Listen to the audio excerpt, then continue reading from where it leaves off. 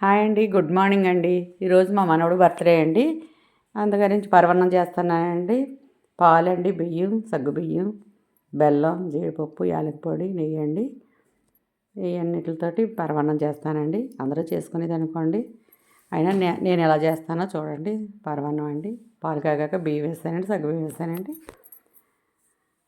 అది ఉడుకుతుందండి. అది తర్వాత బాగా ఉడికాక కొంతమంది బెల్లం పాకం వేస్తారండి. నేనేమో సన్నగా బెల్లం తురిమి వేస్తున్నానండి దగ్గరికి అయిపోయాక.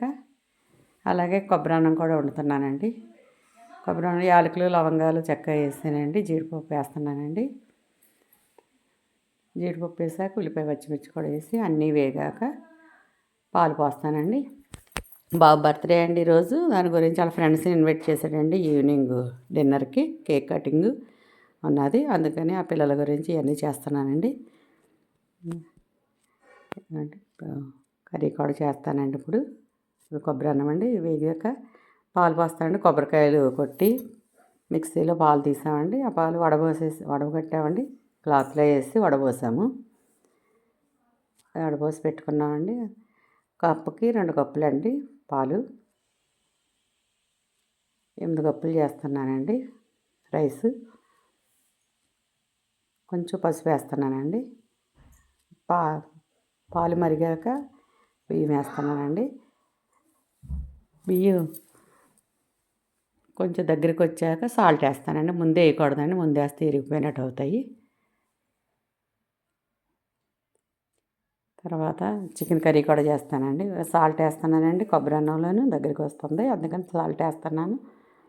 తర్వాత నెయ్యి కూడా వేస్తానండి. ముందే నూనెలో వేస్తానండి, తర్వాత నెయ్యి వేస్తానండి. ఎప్పుడూ నెయ్యి ఎక్కువ కాగిపోతుందనండి,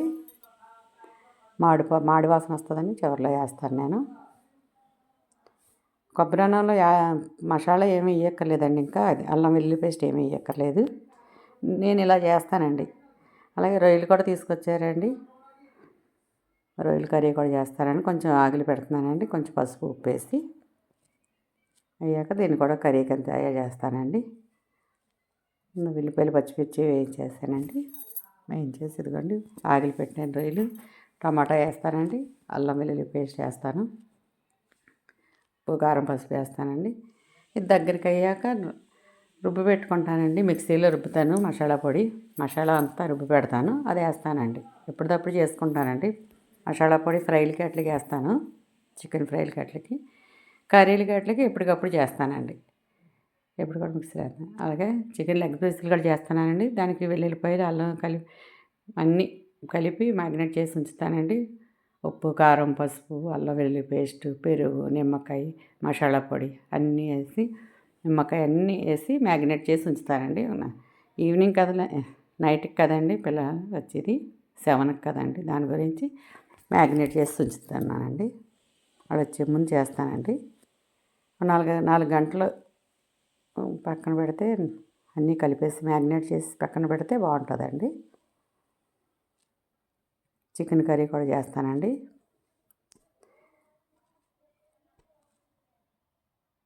బాబుకి అందరూ విషెస్ చెప్పండి. యశ్వంత్ అండి పేరు, బాబు పేరు. నిమ్మకాయ కూడా పిండుతున్నానండి.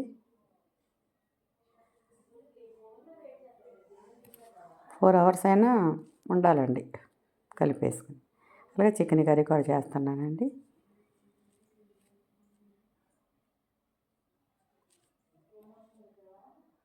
అల్లం వెల్లుల్లి పేస్ట్ అన్నీ వేస్తున్నానండి. అందరూ వేసుకునేయాలండి.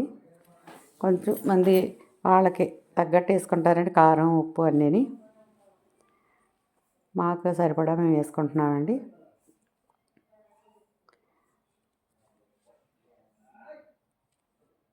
ఎందుకంటే మసాలా రుబ్బి పెట్టుకున్నాను. చికెన్లో కొంచెం, పచ్చడిలో కొంచెం వేస్తానండి.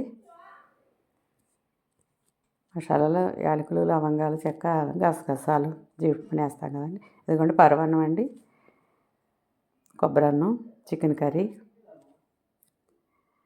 పచ్చిరొయ్యల కర్రీ అండి, పెరుగండి. అలాగే కేక్ కటింగ్ అండి, డ్రింక్స్ ఇస్తారండి. ఇదిగోండి లెగ్ పీస్ ఓవెన్లో చేస్తున్నానండి. ఇదండి నా వీడియో నచ్చితే లైక్ చేయండి, షేర్ చేయండి, సబ్స్క్రైబ్ చేయండి.